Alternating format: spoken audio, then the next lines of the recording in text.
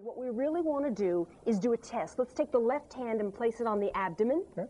Excellent. Okay, find your navel and then drop your hand down. Let's take the right hand and place it on the chest. Okay. That's perfect. So on the count of 3, what we want to do is inhale through the nose, and as we do that, we should feel the abdominal area expanding. That's the goal. Then as we use speech, we begin to let the air out, and so the abdominal area should flatten, and really not much happens up here. So let's try it together, okay, on the count of 3. So 1, 2, 3. Let's inhale, and let's really feel that expansion with the left hand. Fantastic. Now let's exhale.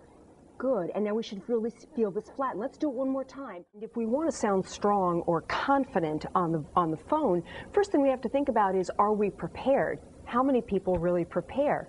Not many. We pick up the phone, we leave a message, we're on the fly. So preparation is critical, sometimes even writing out a brief script for yourself or bullet points so that you're organized on the phone. That really helps because the other person doesn't have a lot of time.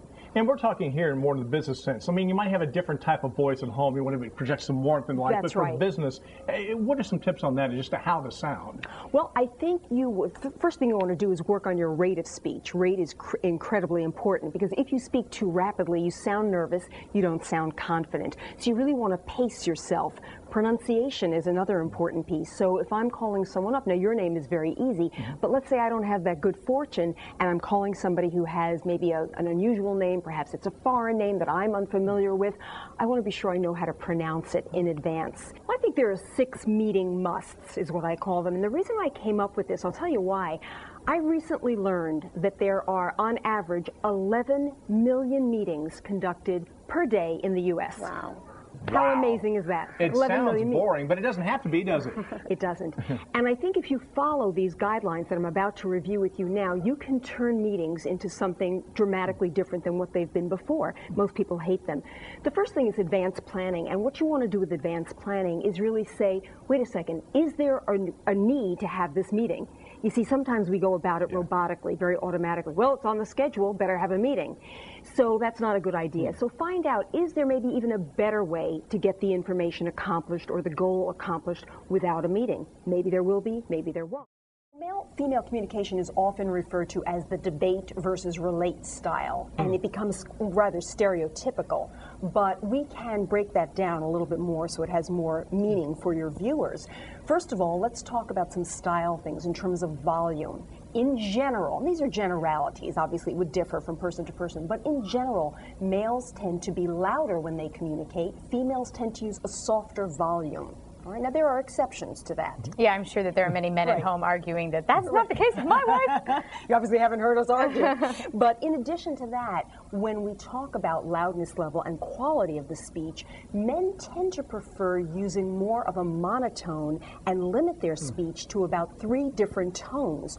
Women, on the other hand, tend to be more emotional, and one of the ways that manifests itself is by using anywhere from 3 to 5 different tones when they communicate. Why should I hire you? Sometimes you're asked that one. That's such a difficult one. It is. Because I need a job. Right, please help me. But this is where people get shy. This is not the time to be humble. Because if you don't say why you're the best person for the job, the other 5 or 6 people hanging out outside, they're prepared to do it. So you want to say, I'm the best person for the job, and let me please offer you some examples as to why. You know, it may be that a lot of people have the same experience, so what makes you stand out? And you say, well, what really makes me unique for this position is that in addition to my credentials and my experience, I am committed to this. This is my goal. I have always worked to be in a position like this or a company like this, and now this is really what I want to do. I'm passionate about this. Okay. So that's important to say. And how can you do that sort of without bragging? I guess you just stick with the positive. And yeah, you think about things that are factual about you and things that you think are really integral to who you are. I mean, that's critical, and you don't want to worry about bragging because, as I say, if you don't try and shine and sell you, the people right outside the door will. Remember, you want that employer to say, of course, this would be perfect. You're the right person for the job. I have a few key tips this morning, and let's start with the most important, which is most of us, because of the convenience and the efficiency of email, use that as the default. Everything is with an email response, and I would recommend cautioning against that. Let me give you an example. Let's say you go on a job interview and you want to send a thank you. All almost always people will say, well, I'll just send an email and thank people. But to stand out, I would send a letter.